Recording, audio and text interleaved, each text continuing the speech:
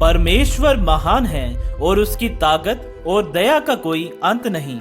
हमने पिछले वीडियो में देखा कि किस प्रकार यहोवा परमेश्वर ने अपने महान शब्दों के जरिए 6 दिनों में सृष्टि की रचना की और अपने स्पर्श से मनुष्य की। इस प्रकार परमेश्वर ने 7वें दिन सृष्टि की रचना का काम समाप्त किया और अपने किए हुए सारे कामों से विश्राम किया।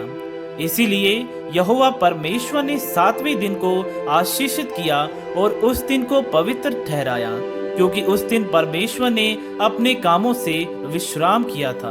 और इसी दिन को आगे चलकर सब्बत के दिन के तौर पर मनाया गया।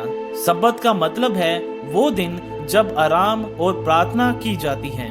प्रियो, अगर हम थोड़ा गहराई में जाएं, तो हम विधान के जरिए जानेंगे कि सब्बत का दिन एतवार को नहीं बल्कि शनिवार को आता है। इसलिए आज भी यहूदी लोग शनिवार को ही सब्बत मनाते हैं, मतलब कि वही दिन जब परमेश्वर ने विश्राम किया था। अब ये बात सुन आपके भी मन में ये विचार तो जरूर आता होगा कि अगर प्रभु का दिन शनिवार था तो फिर हम मसीह लोग एतवार को सब्बत के तौर पर क्यों मनाते हैं। प्रियो, इस विषय पर एक वीडियो का लिंक इस वीडियो की डिस्क्रिप्शन और वीडियो के अंत में आपको मिल जाएगा, तो आप इस वीडियो की समाप्ति के बाद उसे भी देख सकते हैं। लेकिन अभी फिलहाल हम उत्पत्ति का ही वर्णन जारी रखते हैं। आदम और उसकी पत्नी हवा अदन के बाग में बहुत खुश थे, क्योंकि वहाँ किसी भी चीज की कमी न थी। परमेश्वर हर रोज उनसे मिलने आते, उनसे बातें करते और उनके साथ बाग में घूमते। लेकिन इन सब बातों को कोई और भी देख रहा था, और वो था शैतान। शैतान नहीं चाहता था कि परमेश्वर की रचना ऐसी ही सुंदर और पाप रहित रहे। इसी कारण एक दिन शैतान सर्प के शरीर के जरिए हवा के पास गया और हवा को बहकाने की कोशिश की।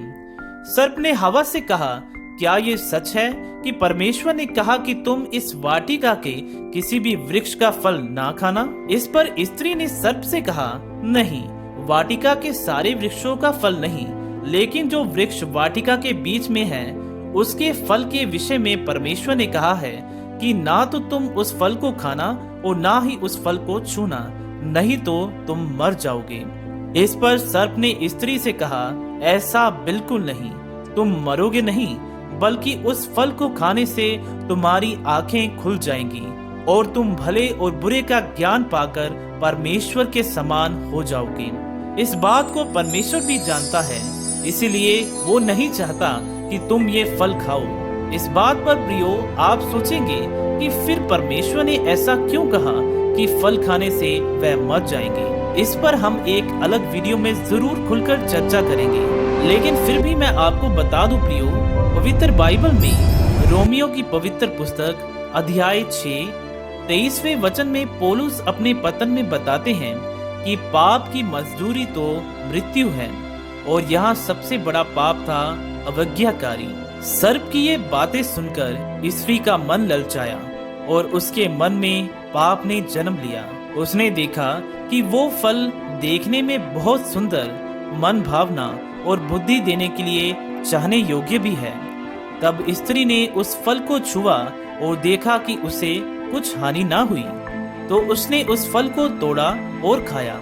इस पर हवा ने देखा कि वह नहीं मरी, इसलिए वह आदम के पास गई और उसे भी वह फल दिया। और जो सर्प ने उससे कहा था, हवा ने आदम को भी बताया और कहा कि इससे हम मरेंगे नहीं, बल्कि परमेश्वर की तुलना के समान हो जाएंगे। हवा की बात मानते हुए आदम ने भी वह फल खाया और परमेश्वर के वचन की उल्लंघना की। फल खाते ही उन दोनों की जिस्मानी आंखें खुल गई और उन्होंने जाना कि वह दोनों नग्न हैं। इसलिए उन्होंने अंजीर के पत्ते तोड़े और उन्हें जोड़कर एक लंगोट तैयार की। तभी यहोवा परमेश्वर, जो दिन के ठंडे समय वाटिका में फिरता था, उसका शब्द उनको सुनाई दिया। यहोवा परमेश्वर का वचन सुनते ही आदम और हवा घबरा गए और परमेश्वर के डर से वाटिका के वृक्षों के पीछे छिप गए। तभी यहोवा परमेश्वर ने पुकारा, आदम, तू कहाँ है? आदम ने कहा, मैं आपका शब्द सुन डर गया, क्योंकि मैं नग्न अवस्था में हूँ, इसीलिए मैं छिप गया। ये सुन परमेश्वर ने कहा, किसने तुझे बताया कि तू नंगा है? क्या तूने वो फल खाया जिसे खाने से मैंने तुझे वर्जा था?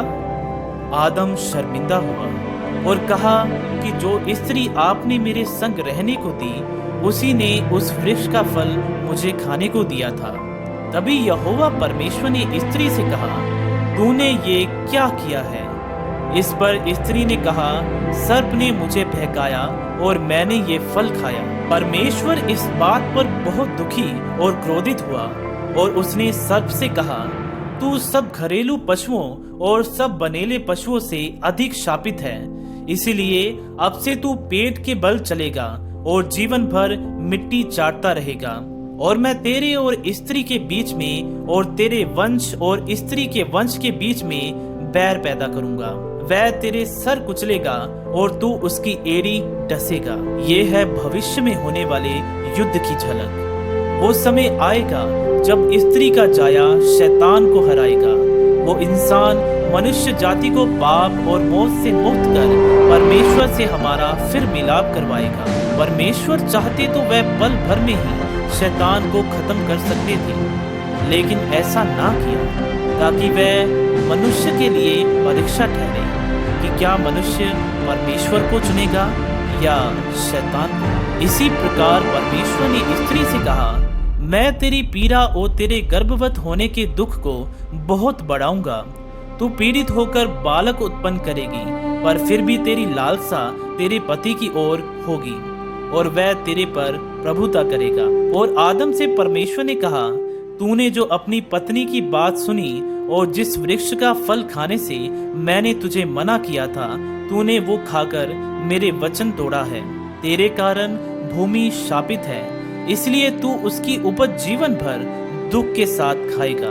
भूमि तेरे लिए कांटे और ऊंट कटारे उगाएगी और तू अपनी मेहनत से भूमि से कुछ खाने को उगाएगा और अपने पसीने की रोटी खाएगा।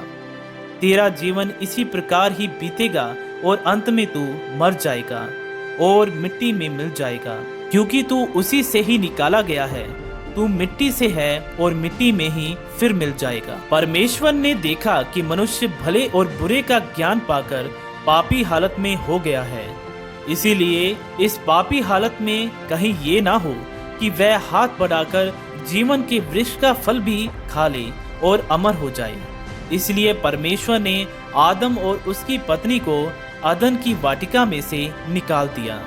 जीवन के वृक्ष के मार्ग का पहरा देने के लिए अदन की वाटिका के पूर्व की ओर खास फरिश्ते, जिन्हें करूब कहा जाता है, नियुक्त किए और वाटिका के चारों ओर जलती हुई तलवारों का पहरा बिठाया।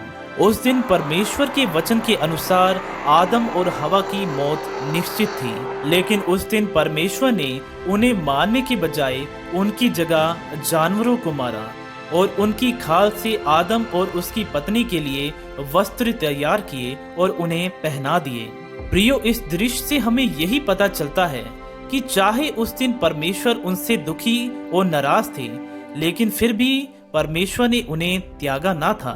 लेकिन चाहे उस दिन वो ना मरे, क्योंकि उस दिन उनकी जगह बेकसूर जानवर बलि हुए, लेकिन मौत का दंड उन पर लागू हो चुका था, जिसके कारण एक समय में उन्हें और उनकी आने वाली पीढ़ी को भी मरना होगा, क्योंकि पाप की सजा मौत है। तो प्रियो, ये था पहले मनुष्य का पाप, कि किस तरह पाप और मौत मनुष्य के जीवन में आई। प्रभु यीशु मसीह में ये वचन का सफर इसी तरह जारी रहेगा, इसलिए आप हमारे साथ जुड़े रहें। वीडियो को लाइक और शेयर करें ताकि हम वचन में और मजबूत होकर परमेश्वर को गहराई से जानें। वीडियो में बने रहने के लिए प्रभु आप सबको आशीषित करे। आमीन।